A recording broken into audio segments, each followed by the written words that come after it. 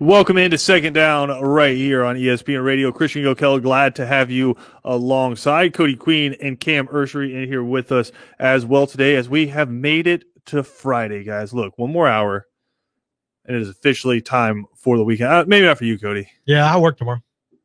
Yeah, you got like an hour in the morning. Yeah, but I got to wake up like at 6:30. But you get to hang out with Rich. I do. I love doing Back Nine Boys. It just sounded like you were complaining about it right there. No, I'm just saying I got to work tomorrow. I don't know. Well, and you were over here like, well, it's only an hour. All right, then go ahead and get up at 6:30 tomorrow. All right, I will. I'll FaceTime you. You better not. I'll FaceTime you. You just told me to. You better not, because I'm lying. I don't get up till 7. I'm going to FaceTime you at 6:30 because now you're over here throwing shade. I'm trying to say we made it to the weekend. You got to come in and do the show with old Rich Styles, which, if you haven't listened, the Back Nine Boys, he pulls some guests on that He does, show. Yeah, he does. It's a very good show. Very well-ran show. I always get so mad at 3 and Out because I bring him on 3 and Out and we can talk some golf. And then it's like Rich is actually like an amazingly funny person. Yes. Like, I mean, my man used to be a DJ in Chicago, at clubs in Chicago back in the 60s and 70s. I mean, it's Rich Homie Styles. Yep. Right? Like, he's hilarious, but the guys on 3 and Out are so staunch and just and Rich is like, ugh, these losers. I think it's because they think because he's older or whatever. No, dude, he is the youngest older guy ever. But he's older and it's golf, and they're not golf guys. And we need to bring him on Second Down and just have fun with him on Second Down. He has a blast on an hour a day on Saturday. He has like a blast. He loves doing radio, and it's awesome to see it. Well, I mean, I should hope so, because he hosts a radio show. So, I love doing radio. You love doing radio, but this dude, tell me what I love. He's been doing it for so long. He is like a static. He might have the best voice on our station by far. Wow, by far. I said might. Oh, yeah. I wasn't ready to throw him over Kevin. Oh yeah, no, yep. Rich Homie Styles, OG, Triple OG. I love hearing his stories from his DJ days. I mean, Kevin's in that room right now. I love his voice. I love Kevin's voice. But dude, you have OG, Triple OG, Rich Homie Styles, OG, Triple OG. How many OGs is that now? 12. There's not enough OGs because dude, he was DJ in the 70s. You said OG, Triple OG 3 times, so I think that makes it 12 OGs right there. Close, almost. Is that original Grandpa? Infinity OG. Is that original Grandpa? Don't say that about my boy. Well, I mean, he literally is a grandfather. I think he's a great grandfather. Oh, no. Anyway, we got a lot to get to on the show today. Big show coming up on 3 and Out today. We'll catch up with Savannah State OC Russell DeMasi. Going to talk some quarterbacks with him. Russ! Also, in the 4 o'clock hour, talk about voices. Joe Tessitore from ESPN is going to be on talking about the top rank fight coming up this Saturday night on ESPN. He'll have the call of that. Also going to talk some college football with him as well. There's a really cool moment this past football season, Cody, because he calls college games. He was doing the Boston College Clemson game. Okay. And his son is a punter for Boston College. And this was when Boston College almost upset Clemson when Trevor Lawrence was out. They were up 11 points and scored on the same drive that I'm talking about. His son got into the game that his dad was calling on ESPN, got into the game, was holding a kick, ran up to the line real quick and drew Clemson offsides, picked up the first down. Boston College would go on to score from there. But Joe Tessitore got to call that, his son doing that against the number 1 team in the country in Death Valley there in Clemson. So really cool moment. We'll talk to Joe Tess about that coming up in the 4 o'clock hour. And then the 5 o'clock hour, we'll catch up with Georgia legend, SEC Network analyst DJ Shockley. We're going to talk to him about just some of the quarterback rumors that have started to swirl around the NFL draft. Trevor Lawrence, it seemed like like we were talking about yesterday, since he left Cartersville High School in Georgia and went to Clemson, he was going to be a number 1 overall pick one day. And now that we're a little over a month out from the NFL draft, all of a sudden it's become, well, is he the best quarterback in the draft? Because Trevor Lawrence, he's the safest pick, but Zach Wilson has a chance to be a stud. To me, it just sounds like people need something to talk about. But we'll break it down with DJ Shockley, see what he thinks coming up in the 5 o'clock hour. But I wanted to get y'all's opinion on this story. This was the hottest story circulating on college football Twitter this morning. Dylan Brooks is a member of the 2021 recruiting class, and he signed to play with Tennessee back in December. And he was the highest ranked recruit for that 2021 class for the Tennessee Volunteers. Interesting fact about that, though, is when he signed with Tennessee, Jeremy Pruitt was their head football coach. And now, of course, we've followed very closely the storyline around that. Tennessee brings in their own investigators to investigate their own program and to find some wrongdoing to fire Jeremy Pruitt with clause. Now that they have fired Jeremy Pruitt with clause, apparently there are some NCAA violations that are coming down the pipe for Tennessee, right? And so inside of all of that, Dylan Brooks, who again, teenager out of Alabama, committed to play for Jeremy Pruitt at Tennessee, finds out that Jeremy Pruitt's no longer going to be there. When Jeremy Pruitt gets fired, a little less than a month, I think it might be around 30 days now, Jeremy Pruitt gets fired. Dylan Brooks says, okay, can I be released from my national letter of intent? If you don't know, when you sign your national letter of intent, the school pretty much controls what you're doing from that point on. They can pretty much force you to play for them. They don't have to release you from that. But by all metrics, it's the correct thing to do is to release the kid from that. Like if they really wanted to be jerks, they could say, no, you have to transfer and sit out a year, right? If they really wanted to be jerks about it. But they made him wait 30 days inside of their hiring Josh Heupel. And if I had to assume why they wanted to make him wait is see what you think about the guy we bring in. Well, they bring in Josh Heupel from UCF, and Tennessee says, now, okay, we'll release you 30 days later after you requested it from your national letter of intent, but we're not going to release you from your Southeastern Conference agreement, which you also signed, which means you're released from our school, but you can't go to another SEC school. Which, again, a kid from the state of Alabama, highest rated recruit in the Tennessee class, got to think he's good enough to go to Auburn or Alabama, which Auburn is the school it appears like he's going to end up signing with from all reports. But I just think it's such a crappy look. And since then, a couple hours after that report came out, Tennessee then just completely released him, said, you can do whatever you want, go wherever you want, it's fine. But I think the damage is already done there, right? You just told an 18-year-old, 19-year-old Cam that, yeah, the decision you made to commit to this coach that we then in turn brought investigators in to find probable cause to fire, your decision to move out of state and come attend to our school hours away from your home, and then we fire the guy that you committed to, well, you got to own up to that. And if you do want to transfer, well, we can't have you competing against us, so you can't go anywhere in the SEC. That's just such a bad look. Yeah, it is. I think people forget these kids are like, well, they're kids. They're 17, 18 years old. So he made a decision with the coach, thinking that the coach will be there. Coach gets fired. Coach is gone. They go into a new regime, and now he wants out. And there might be sanctions coming down or violations coming down to the program. He wants out, and you're kind of making it hard. He's still 17, 18 years old. You're right. It's just not a good look, but glad he got released, can go anywhere he wants to go. We've seen this before.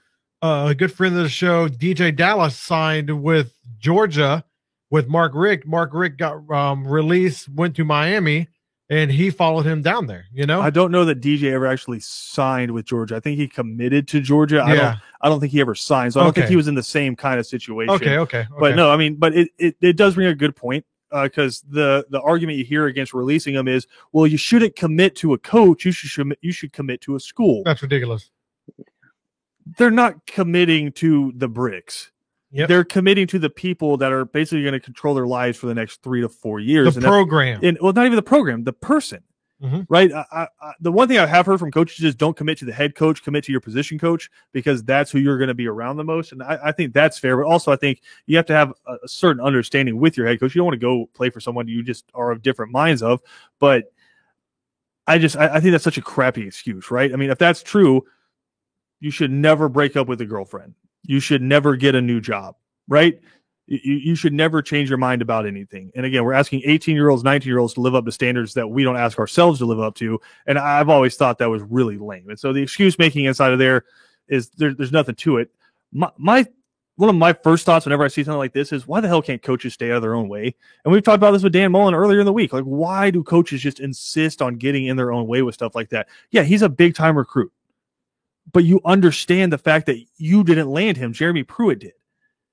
And so you want to keep the big star linebacker from Alabama and you want him to be a part of your program going forward. But I also think it hurts you in the long run with other recruits when this starts circulating that you're willing to do that to somebody. And again, Josh Heupel, you were literally there less time than Dylan Brooks had been there. And you're going to come in and impose this on him. And the other thing, which I just find so funny, and people just don't see the hypocrisy in it. Josh Heupel, didn't you just do the same thing?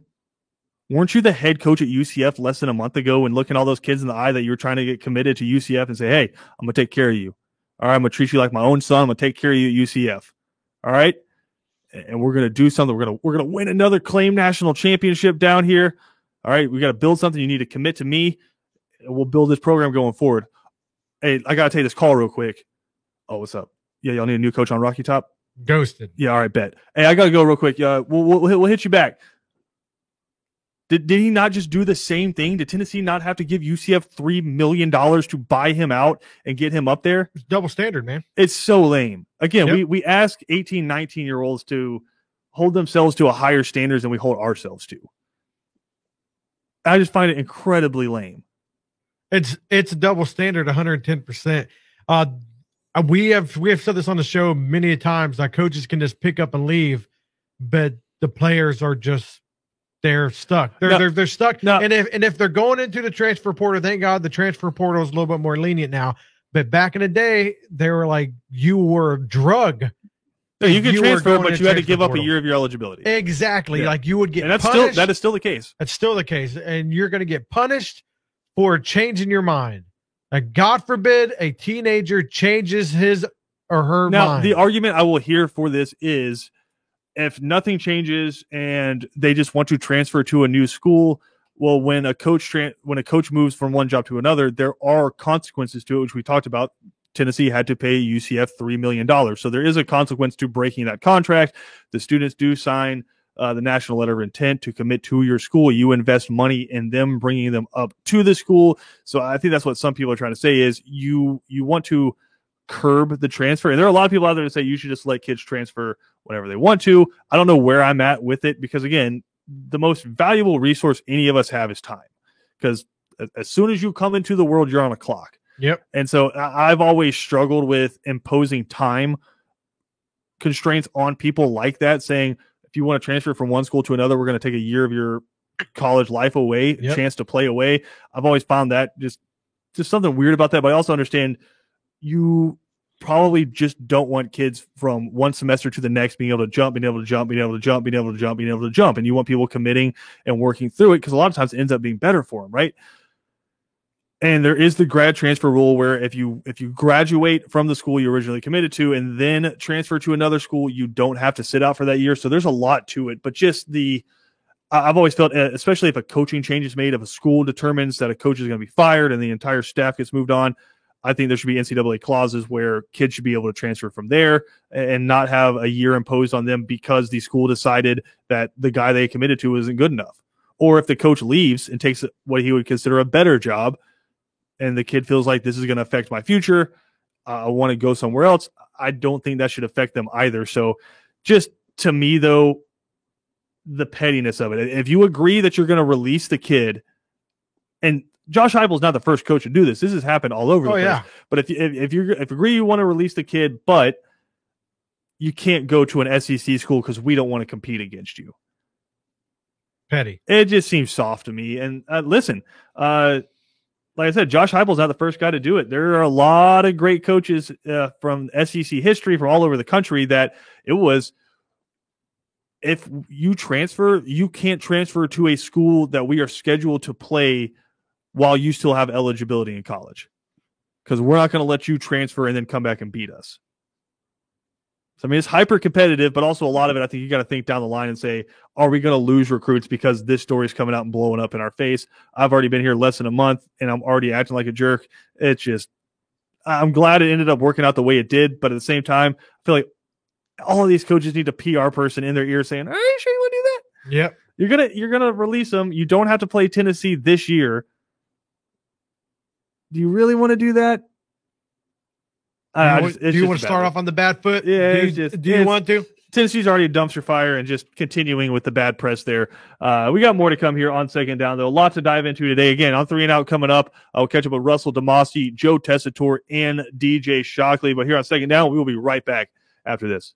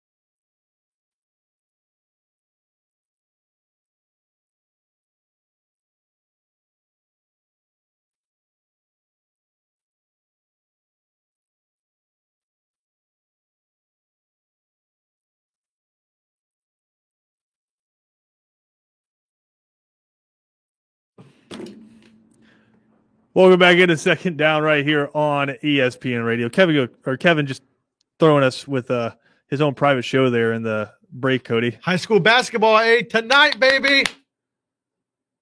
Amped. It's Cody Queen. going to be a great game. Windsor Forest and Johnson. Great game tonight. And you can hear that right here on ESPN Radio Savannah. But I wanted to go through an exercise with you guys here because we have now reached peak mock draft season, and we haven't done one yet. We ain't doing 32 teams. Cody just got really scared. Are you okay? I've done one. No, Cody, you haven't done one. I've done a million, yeah. Cody, you're literally saying that you're like messaging people and they're like, will you do a mock draft for my team? I've done a 2022 mock draft too. What the hell is wrong with you? Yep. So good. Are you okay? So good, Are baby. you okay? It's mock draft season, baby. Well, just to state Cody's needs for mock drafting, we're going to do 1 through 10. Okay. Actually, let's make it 1 through 12. We'll make it so each of us gets the even amount of teams to draft. But because you're so hyped up right now, Cody, I'm going to make you go first. So you have to go with a lame pick that everybody already knows is going to happen. Oh, am I? With the number one overall pick, the Jacksonville Jaguars pick, Trevor Lawrence. Well, there we go. See, it's easy. We got out of the way. Cam, I'll allow you to go second because I think you're going to go with the guy that you've been riding for this whole time. But I need explanations. I need why you think they should be the one who goes second overall. Again, it's the New York Jets coming up, and the Jets need a lot. And apparently they're still in the mix for one Deshaun Watson, so we don't know what's going to happen between now and the draft. I think the Carolina Panthers and the 49ers are still the teams that are really hot and heavily involved. Mike Greenberg is just like, and he's a Jets fan, so it's weird, but just listening to him, it's just pushing so hard for Deshaun Watson to the Bears. Why would you do that to Deshaun, man? He doesn't need that. It's bad. Don't do that. So, Cam, you and Robert Saleh are sitting there talking. You got to decide. Number 2 overall pick. Is it a QB? Are you trading back? Are you doing what Brett Favre's saying and drafting Devonta Smith? What are you doing with number 2? I'm doing what Brett Favre's saying. I'm getting Devonta Smith. Wow. Whoa. Yeah. I just think he's that good. I said it a few weeks ago. I think New York needs weapons. You just can't keep recycling quarterbacks and think it's going to work. You get Zach Wilson, he's in the same position Sam Darnold's in right now. You got to go get some weapons. So I'll go Devonta Smith, number 2. All right, the Miami Dolphins are sitting at 3. I've seen a lot of people saying that they're going to trade out of that pick just to try to pick up a ton of draft stock. If you say that there, you only have one quarterback gone through the first 2. And so Zach Wilson's still sitting there. Justin Fields is still sitting there. A lot of teams would be interested in trading up to grab one of those guys. I got to imagine specifically Zach Wilson there for the Miami Dolphins. But we're going to just do it chalk all the way down. Okay. I say Miami goes with Jamar Chase. He's a little bit bigger body than Devonta Smith. Mel Kiper has him ranked higher than Devonta Smith coming up in this draft. He was the Biletnikoff Award winner from 2019. Of course, Devonta Smith, the Biletnikoff and every other award winner, Heisman Trophy winner from 2020. But I'm going to go with Jamar Chase, number 3 for the Miami Dolphins. This next pick is horrifying because Cody's picking for the Atlanta Falcons. Atlanta Falcons with the 4th overall pick is picking Penei Sewell, best player on the board, if not the best player in the draft. He's going to be your tackle for the next 10 years. Can't pass up something like that. Now, if he wasn't there, maybe they are looking at a Justin Fields or something like that. But you have a player like that landing in your lap. They're saying he could be. I know Quentin Nelson is a guard, but they're saying this guy is as much as a lock as Quentin Nelson was back then. So I'm going to have to go with Penei Sewell. The big guy. Here's my only thought with that. I don't think the Falcons necessarily hate what they have at the tackle positions. Like, the Falcons have 4 first-round picks or 3 first-round picks and a third-round pick of their own on the line right now. I think they're expecting Hennessy to really grow into one of those guard spots. But, I mean, you really like Jake Matthews, and I don't think they're ready to give up on Caleb McGarry yet. I mean, I don't know. He's only a couple years into the league, right? And he was hurt for a little bit of it, and grading it out, he wasn't bad. towards the end of the year, and he's just going to get better, you got to think. So you already have 2 first-round picks invested at either the tackles, the same position that Penei Sewell plays. Chris Lindstrom, all indications are he is getting better and better as the years have gone. You're going to have to replace your center, Alex Mack, but as we talked about, Matt Hennessy is going to be that guy you got to think coming up. You spent a 3rd-round pick out of Temple on him last year. The spot you're really looking for is another guard, right? And so Penei Sewell sitting there, he's a tackle. He's a tackle. Do you draft him and try to push somebody else inside? Maybe. I don't see the Falcons going that way, though. I think they have so many other needs on the team. If I had to guess, again, you picked him, so that's our mock draft 1.0, so we can't change it. But in reality, I would like to trade out. Well, in reality, I think you turn around and you look at the Bengals who are standing behind you in line and saying, "Hey, Boom. you see this Penei Sewell right here? You remember how Joe Burrow was running for his life last year, suffered a season-ending injury? How much are you willing to give me for him?" Yep.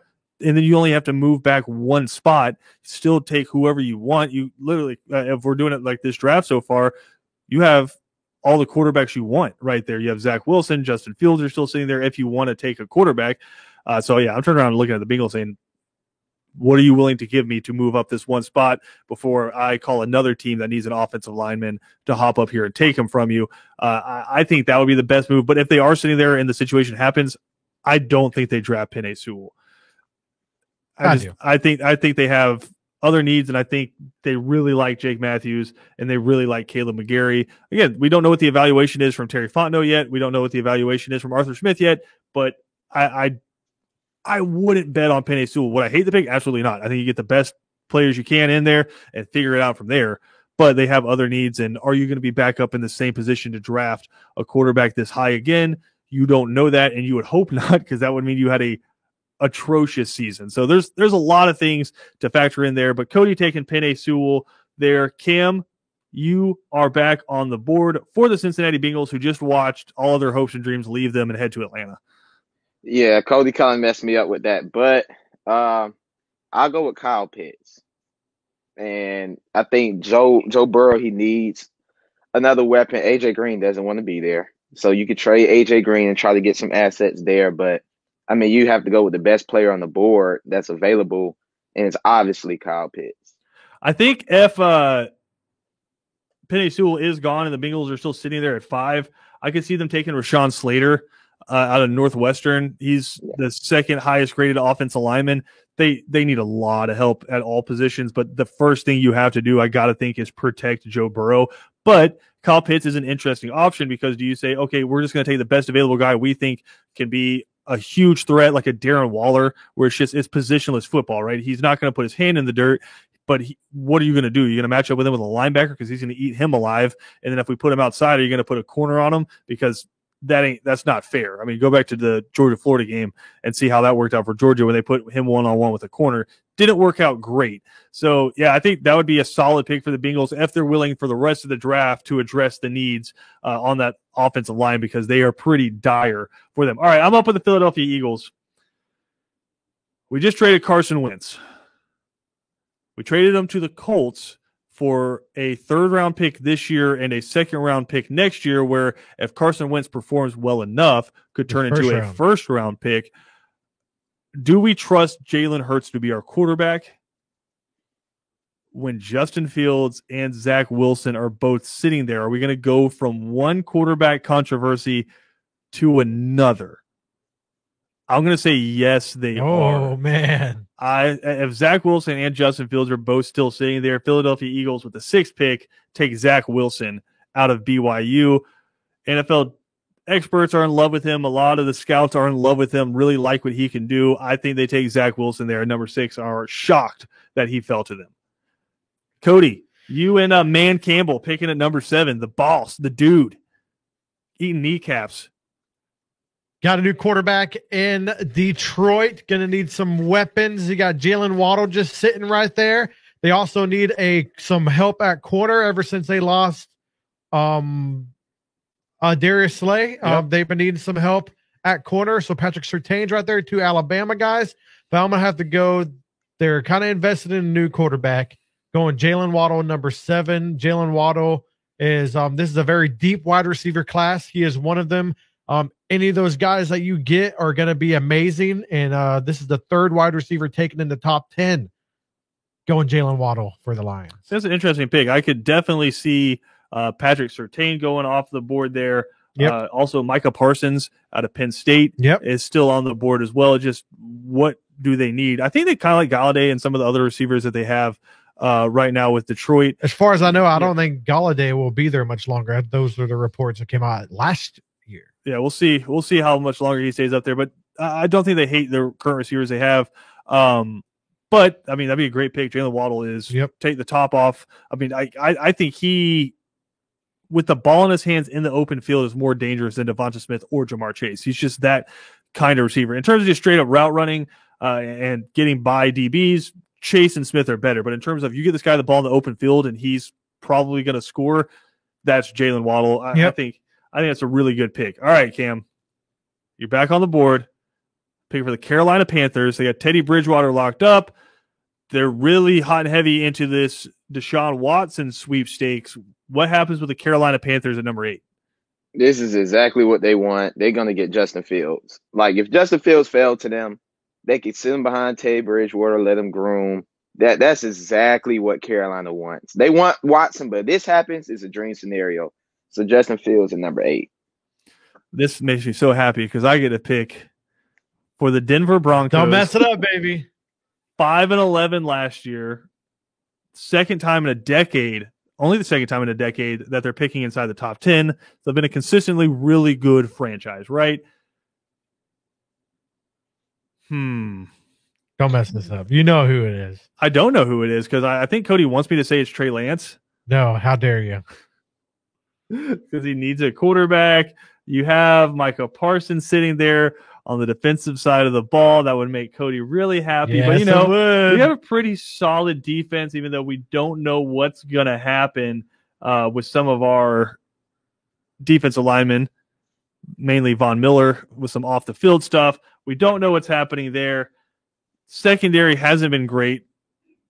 We've been trying. Not good at all. Yeah, we've been trying to fill some pieces there in the secondary. But I think you're sitting here at number 9. You had some top 5 talent fall to you. You just take the best available player. Look, if you didn't feel like it was Drew Lock and you had Trey Lance, your 4th quarterback, are you taking your 4th quarterback in the draft, or are you taking the best player on your board?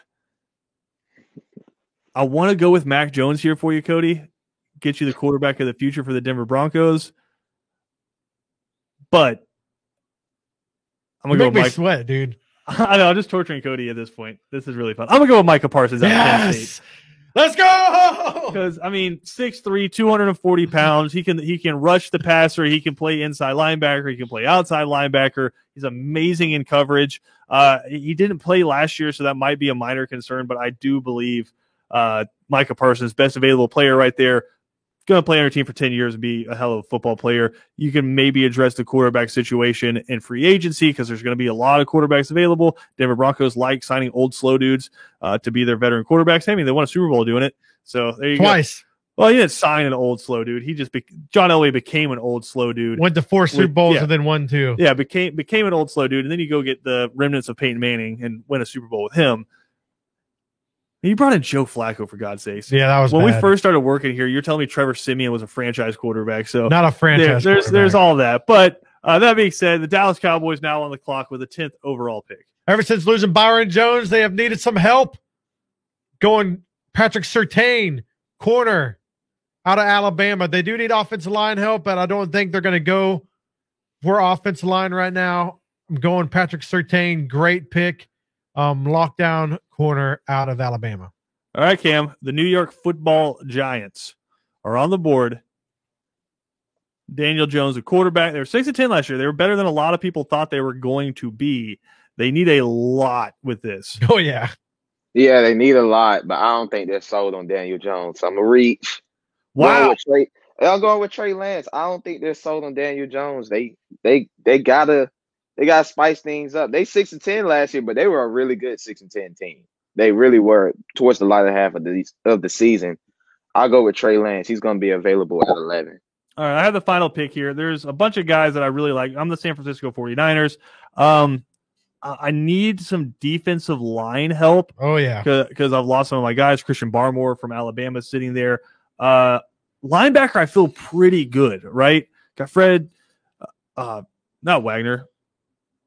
I'm thinking like Bobby Wagner. I'm combining Fred Warner. Fred Warner, I'm yeah, combining Fred Warner and Bobby Wagner to create a superhuman inside linebacker. But I got Fred Warner, and he's a budding superstar in the NFL. I still have good pieces on the defensive line. Secondary could probably use a little bit of help. We don't know what's happening there, but Cody just took my top guy there. And I'm not completely sold on Jimmy Garoppolo. I try to get in on the Aaron Rodgers sweepstakes. I might still be there a little bit, trying to get my man out of California.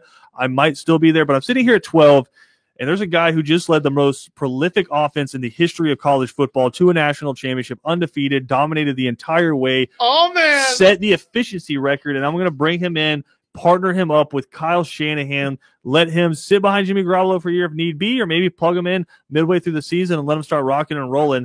But I'm a head coach who knows how to get the best out of quarterbacks. When I had Matt Ryan, I turned him into an NFL MVP and took him to within a play of the Super Bowl.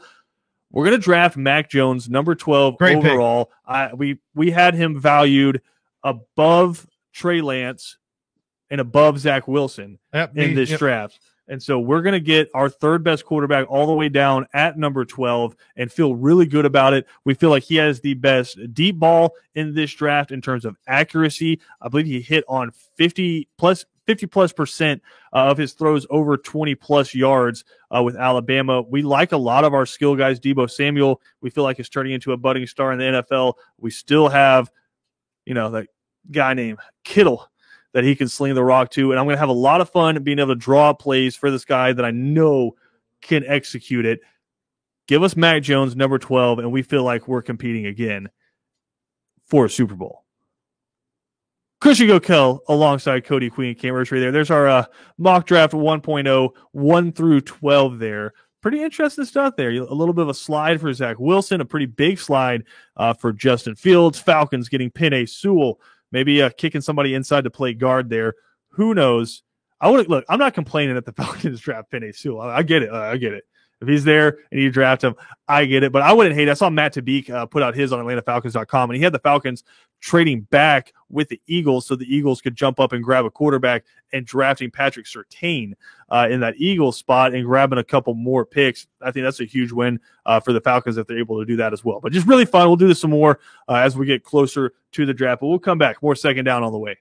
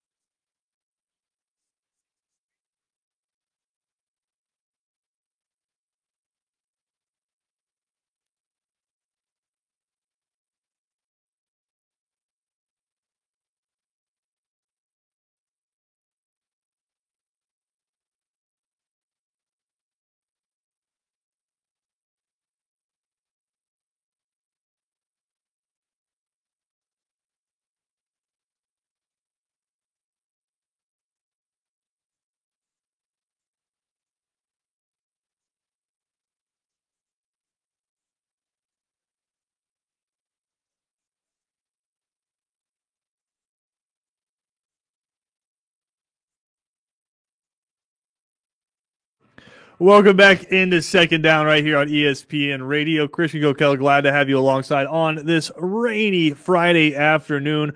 We are, of course, presented to you by the Uniform Source with 2 different locations in Savannah. So easy to get out there and have all your needs met when it comes to getting scrubs. If you have kids in school that need embroidery work done, the Uniform Source, again, 2 different locations in Savannah. Check them out on Facebook, the Uniform Source. They'll take great care of you. Cam, I'm glad I have you here because I have some very important questions.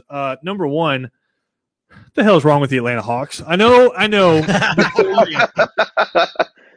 Before you answer, I know that they won against the Celtics a couple of nights ago, have another game at Boston coming up tonight at 7:30. But as we sit here right now with the Atlanta Hawks, they're 12-6, second in the Southeast Division, which the only reason you're second in the Southeast Division is because the rest of the division is just absolutely atrocious, right? Cam, can't finish games in the fourth quarter, can't stay healthy. John Collins is being traded, but he's not. His name's just being floated out there, but it's not. We're going to extend him, but we're not. What's going on with the Hawks, man? Well, your top free agent signing, Bogdanovich, is nowhere to be found. He's still injured. That's a big part of why they're not successful. Also, it's just they're not. I think I said a few weeks ago, this is going to be the stretch where they have to win games, go 500, and they're 3-7 in their last 10. But with all that being said, they're 1 game away from the 8th seed. So it's nothing to necessarily stress about. They're still in the driver's seat. That's something to stress about because you don't want to be the 8th seed because all an 8th seed is a sacrificial lamb. I mean, yeah, you're right, but there is a playing game as a 9th seed, which they are right now. And they just have to finish games, but they're horrible on defense. They actually need to make a move. Trading John Collins and going to get some defensive help might bolster that lineup and make them a legitimate 6-7 seed, but you want to see them make the playoffs at this point. But here's my question with the trading of John Collins to bolster. That would make sense if you were a piece away from making a run, right? The Hawks aren't a piece away from making a run, and John Collins is a very good player. Is it just he doesn't fit? Like, my thought would be if he's one of the top 2 or 3 players on your team, wouldn't you be then trying to move other people to make him work? Yeah, he's one of the top 2, 3 offensive players. John Collins is one of the worst defenders in the NBA. He's horrible at defense. But the guy he plays next to is the worst defender in the NBA by all metrics. Yeah, but Trae Young is the quote-unquote cornerstone. What they moved, basically moved Luka to get Trae Young and another pick. Not basically, they did. Yeah, which became Cam Reddish. So I don't know. The Hawks, they're still not. They're not learning how to close games. They get into the game, get into the fourth quarter, and still can't close them.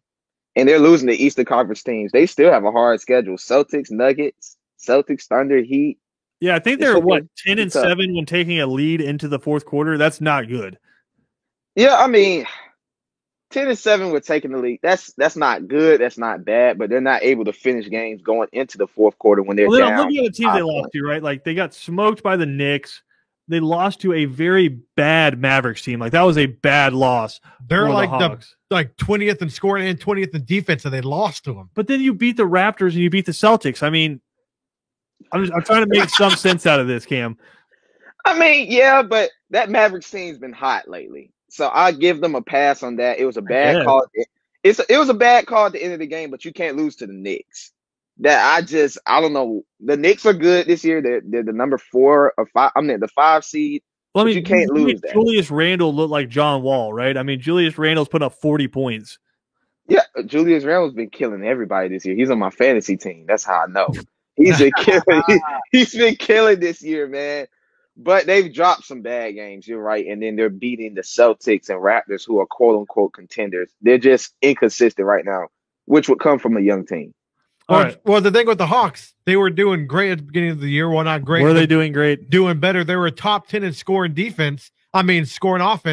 Now they're like 16th, 17th, man. That's where the danger comes. That's where the danger comes when you try to be Mississippi State and you're like, or Ole Miss, right? And you're like, hey, we can score 50, 60 points a game here in college football. It's like, that's great. When you're giving up 70, it doesn't equal wins. And that's where I'm at with the Hawks is, yeah, they can put up points and they're going to be a really fun team to watch lose. Well, they could now, not anymore. Yeah, they're a fun team to watch lose every night, but it's just that whole losing thing kills me. So that's where I'm at with the Hawks. I've been there since the jump. But Cam, I wanted to ask you quickly before we got to go to the break, did they get the NBA All-Star starters right? Again, in the East, it's Giannis, Bradley Beal, Durant, Embiid, and Irving as the starters in the East. And then, of course, LeBron, Luka, Kawhi, Jokic, and Curry in the West. Did they get the starters right? In the East, yes. West, no.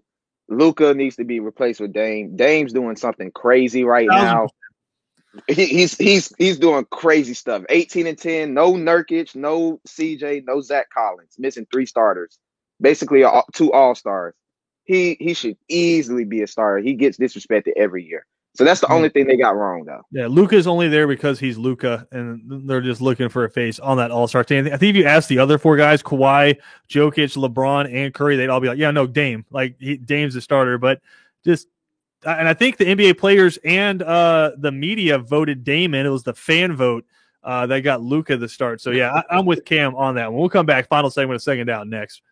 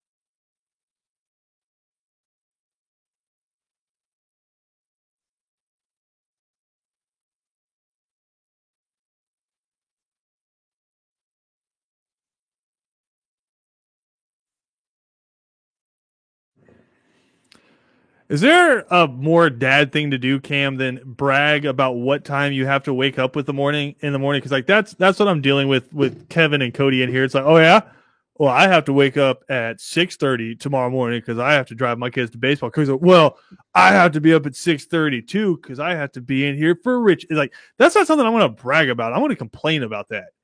Yeah, I ain't waking up at 6:30 in the morning. I'm knocked out. So Does your dad brag about what time he wakes up? No, he doesn't even talk to me when he wakes up. He just leaves the house. I used to do that for my dad all the time. Is like I wake up about 9 o'clock as a teenager on the weekends, and he's like, "Oh yeah, well I've been up since 7." Like, cool, man. Congratulations for being 2 less hours happy than I am right now. Christian Gokel, Cody Queen, Cam Hirsch, we appreciate y'all hanging out with us all week. BJ, Ben, and Kevin up next on 3 and Out.